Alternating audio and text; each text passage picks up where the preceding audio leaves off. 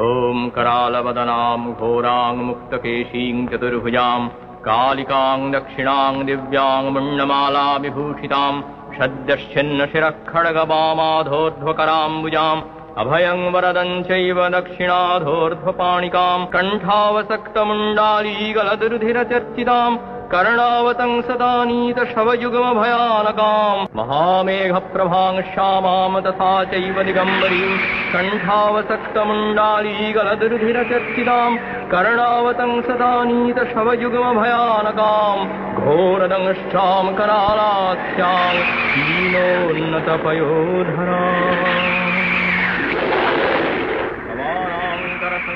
संघातैस्तकान्तीं हसनमुखीं रक्कद्वयकलदरक्तधारा विस्फुरिताननां घोररावाङ्महारौद्रीं श्मशानालयवासिनीं बालार्कमण्डलाकारलोचनत्कृतयान्वितां दन्तुरां दक्षिणव्यापी मुक्तालम्बिकचोच्चयां